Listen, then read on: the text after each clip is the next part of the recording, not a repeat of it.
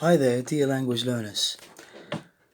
During this quarantine time, testing times we're living through, I'd like to make some useful comments on the way learning and refining your language skills. First of all, what we have to focus on must be revising sentence structures, which lies in the main hypothesis of grammar. What I mean by sentence structures, or in other words, completion, is the way of using the correct tense form in its decent sequence form, which have to maintain. Secondly, the use of the indirect speech. Thirdly, the use of the conjunctions in an appropriate way to combine sentences. I'd like to make some examples for you to understand me better. Use of the indirect speech is another problem, is one of the main problems we hear most of the time during speeches made by language learners, such as, "She told me I was going to call you, but couldn't manage time." Instead of saying that, which is not quite acceptable, which is not quite reasonable to say, we could say this in this way. She told me she wouldn't be able to call me. Instead of, she told me I couldn't call you. The second example I made was the indirect speech. I asked if she could help me. I asked her, "Can you help me?"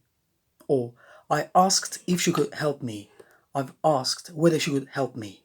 Ask plus if and whether are quite important collocations that collocate with each other pretty well.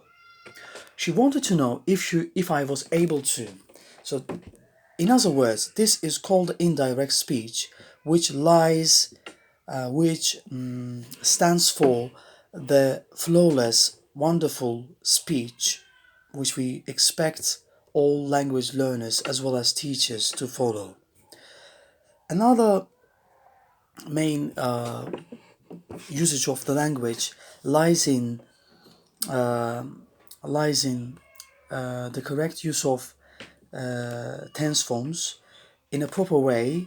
What I mean by proper way is to put them in a decent, quite reasonable order, such as, she told me she wouldn't able to come as we planned.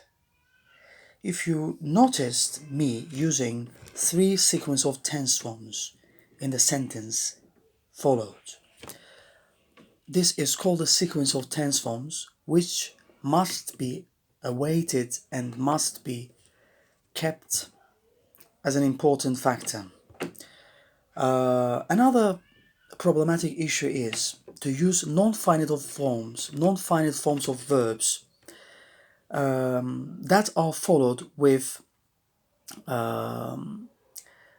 finite verbs.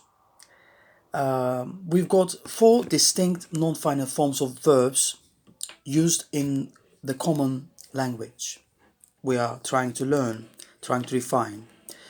The first one is called infinitive, the second one is called past indefinite, the third one is called present participle 1, and the last one is called present participle 2. How to know which verbs or which forms of finite verbs are followed with specific non-finite verbs? Let's say notice, see, watch and observe. These 4 finite forms of verbs are followed with bare infinitive forms of verbs or present participle 1. In other words, gerund. There's indeed difference between the present participle 1 and gerund, which I'm going to make another video about. But for the time being, we have to concentrate on this. Notice plus verbs without ing. She noticed me climbing up the wall. Or, she noticed me climb up the wall. These different sentences have indeed the same meaning, and they both convey the same connotation, the same meaning. The only problem is the usage of ing in the first example. The second one was the bare infinitive, which was used without to. Observe, watch, feel, notice, see, hear, feel are the examples of those words I stated. Hypothesis of grammar, the formulation of the sentences in a correct, completed way, matters. It really matters, guys. Speaking without caring about grammar would be a complete disaster. As long as you consider its importance, as long as you realize how important it is to make yourself understood, comprehensible, to help yourself out of such situations. If you want to get by English in such weird situations wherein you find yourself inhibited, you have to be satisfied with elementary level of English. As for developing your English at its fundamental way, you have to stay focused on grammar and get better at it during these testing quarantine times.